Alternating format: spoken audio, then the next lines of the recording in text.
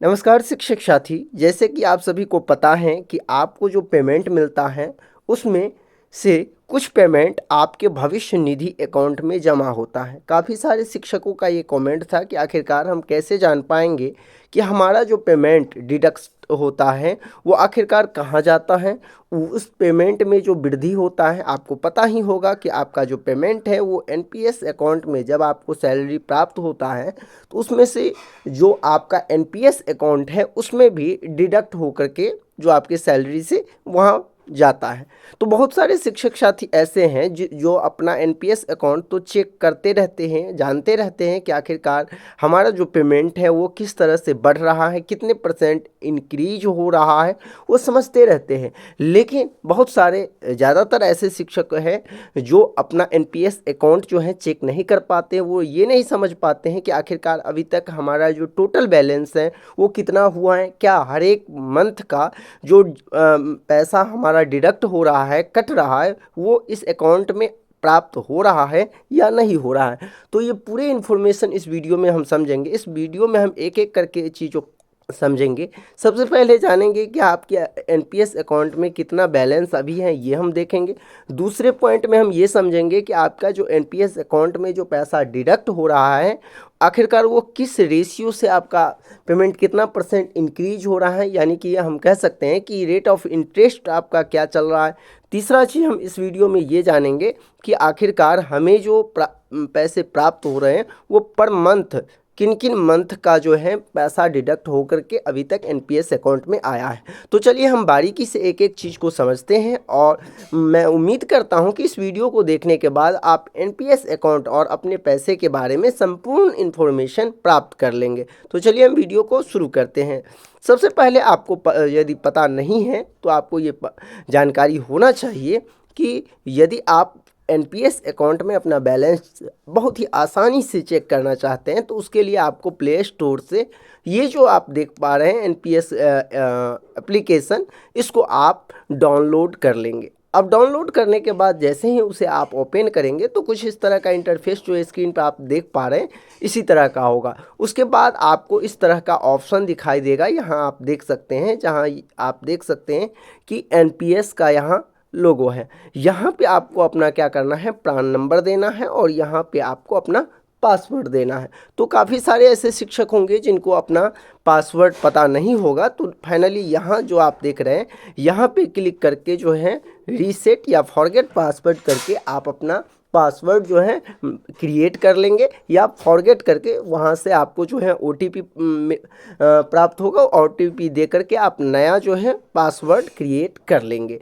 जैसे ही password create करके आप इसे लॉगिन करेंगे तो आपका जो एनपीएस अकाउंट है वो लॉगिन हो जाएगा और कुछ इस प्रकार से प्रदर्शित होगा।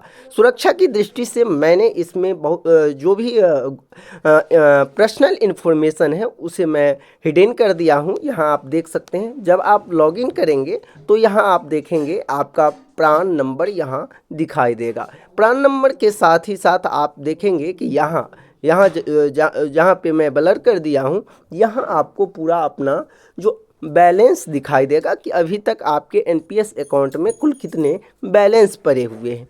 तो इसको जैसे ही आप चेक कर लेंगे इसके बाद अगला जो पॉइंट आता है वो आप देखेंगे, यहाँ देख सकते हैं कि यहाँ टोटल रुपया और ये बैलेंस इस तरह कुछ शो करेगा। इसके बाद टीयर 1 और टायर 2 होता है। तो देखिए टायर 2 जो होता है, जब आप अपना पर्सनली एनपीएस अकाउंट, बहुत सारे ऐसे लोग होते हैं जो ओपन करवाते हैं तब जाकर के यहाँ शो होगा, लेकिन चूंकि आपका विभागीय अकाउंट है तो आप टायर 1 में होंगे, जो कि आप यहाँ देख सकते हैं रिटायरमेंट अकाउंट जो आपका है यहाँ पे अकाउंट आपका यहाँ बैलेंस शो कर रहा होगा। यदि आप टीआरई 1 से होंगे, प्राइमरी से होंगे तो 2 लाख प्लस होगा, या फिर आप यदि हाई स्कूल के होंगे तो भी आपका 2 लाख के आसपास प्लस ही होगा या 3 लाख के आसपास आपका यहाँ हो गया होगा। यदि आप विशिष्ट शिक्षक होंगे तो लगभग 1 लाख के आसपास आपका यहाँ जो है उसमें होगा, जो कि आप अपना देख सकते हैं। यहाँ यदि आप देखेंगे तो आपका बैलेंस यहाँ शो होगा और उसके बाद हम अगला पॉइंट यदि देखें तो देख सकते हैं कि यहाँ हम चले आएंगे। देखिए जब नीचे आप थोड़ा सा स्क्रॉल करेंगे तो यहाँ आपको दिखाई देगा कि माय इन्वेस्टमेंट। तो चूंकि आपका इन्वेस्टमेंट जो है वो यहाँ तो टोटल दिखाई दे रहा होगा, टायर 1 और टायर 2, लेकिन चूंकि आप टायर 2 में तो है नहीं, आप किस में हैं, 1 में। तो आपको फाइनली क्या करना है, इस 1 वाले जो सेक्शन है इस पर आप क्लिक करेंगे। जैसे ही आप इस पर क्लिक करेंगे तो आपको कुछ इस तरह का इंटरफेस दिखाई देगा। देखिए यहाँ आप देख सकते हैं जो टायर 1 रिटायरमेंट अकाउंट, ठीक है।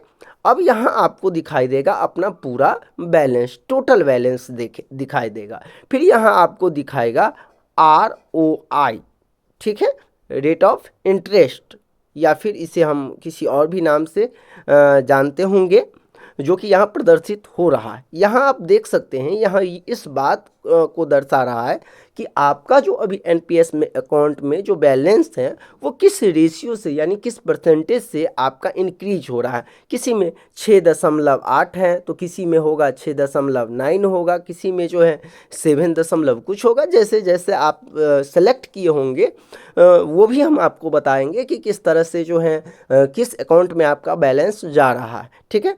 तो ये आपको यहाँ दिखाई देगा। इसके बाद हम अगला पॉइंट देख लेते हैं क्या है। तो देखिए जब आप यहाँ देखेंगे तो आपको एक चीज़ और दिखाई देगा, जिसमें नीचे आप माई इन्वेस्ट में देखेंगे कि आपका जो कौन कौन से फंड में आपका बैलेंस जा रहा है। तो अधिकतर जो शिक्षक है और जिनका ऑटो सेलेक्ट मोड है उसका जो पेमेंट जा रहा है वो LIC जो पेंशन फंड है उसमें जाते हैं, UTI पेंशन फंड है उसमें जाते हैं, और एक और है शायद SBI है या कुछ जो होगा उसमें आपका बैलेंस जा रहा है, और वो दिखाई देगा कि किस किस में कितना फंड आपका जा रहा है। यदि कोई मैनुअली सेलेक्ट किए होंगे तो बहुत सारे ऐसे भी शिक्षक होंगे जिनका HDFC फंड में भी जा रहा होगा। बहुत सारे फंड होते हैं जिसे आप प्रत्येक 6 महीने के बाद जो है उसे आप चेंज यदि चाहे तो कर सकते हैं, अन्यथा ऑटो मोड में जो आपका पहले से सेलेक्ट है वो रहेगा ही, ठीक है। इसके बाद आप देखेंगे तो यहाँ आपको प्रदर्शित होगा कि अमाउंट इन्वेस्टेड, यानी कि जो अभी तक आपको शिक्षा विभाग की ओर से जो अमाउंट प्राप्त हुआ होगा पर मंथ वो यहाँ आपको प्रदर्शित होगा। उसके बाद यहाँ आप दिखाई देगा कि अमाउंट विड्रॉल, तो चूँकि आप विड्रॉल तो कुछ नहीं किए हैं अभी, तो यहाँ आपको 0 दिखाई देगा। इसके बाद वैल्यू ऑफ इन्वेस्टमेंट आपको यहाँ दिखाई देगा कि आपका जो है अभी तक जो आपका कितना वैल्यू मिला है इन्वेस्टमेंट करने के बाद, ठीक है। यहाँ पे आप टोटल यदि देखेंगे नेशनल गेन, यानी कि पूरे यदि आप देखा जाए जो आपका जो पेमेंट है वो गेन कितना किया, कितना अभी तक बढ़ा है। तो देखिए मैं जब एक शिक्षक का चेक किया हूँ तो लगभग 12,000 के समथिंग जो है उनका इंक्रीज हुआ था, यानी कि हम कह सकते हैं जो 2.5 लाख 3 लाख के आसपास उनका पेमेंट जब उसमें जमा हुआ था उसके बाद लगभग 12,000 के आसपास जो है उनका इंक्रीज हुआ। देखिए यहाँ इस चीज़ को देखने के बाद आपको 2 चीज़ स्पष्ट क्लियर हो गया होगा कि आखिरकार मेरा जो पेमेंट है, बहुत सारे लोगों के मन में ये रहते हैं कि एनपीएस अकाउंट में पैसा जा रहा है, कितना जा रहा है, कैसे जा रहा है, उसका लेखा जोखा क्या होगा, हम कैसे समझ पाएंगे कि हमारा पेमेंट किस तरह से मैनेज हो रहा है। तो देखिए ये पूरे के पूरे क्लियरिटी होता है। यहाँ आप देखेंगे तो आपका पेमेंट जो आपका पेंशन अकाउंट में जो जा रहा है डिडक्ट हो करके वो स्पष्ट दिखाई देगा कि किस तरह से आपका पेमेंट इंक्रीज हो रहा है, यानी कि वहाँ इंटरेस्ट जो आपको प्राप्त हो रहा है वो इसमें ऐड हो रहा है। यहाँ आप गेन करते हुए देखेंगे। बहुत सारे लोग बोलते हैं शेयर मार्केट में ये एनपीएस, हाँ ये बात सही है, लेकिन जो आप जनरली जो समझते हैं वो नहीं है। इसमें जो पेमेंट होता है गेन, यानी कि वृद्धि भी जो होता है वो बहुत धीरे धीरे होता है, और यदि मार्केट यदि नीचे की ओर जा रहा है तो वो भी यहाँ पे बहुत धीमी गति से आपको दिखाई देगा। और ज़्यादातर आप देखेंगे तो सभी शिक्षकों का जो है वो गेन ही किया हुआ होगा, और लगभग 6 से लेकर के 8% तक जो है अभी आपको इंटरेस्ट रेट दिखाई देगा यहाँ कि आपका हमका इंटरेस्ट रेट तो नहीं कह सकते हैं जो इतना आपका गेन हो रहा है, इतना परसेंटेज जो कि आपको मैंने यहाँ पे दिखाया ही है कि कितना परसेंट आपका जो है।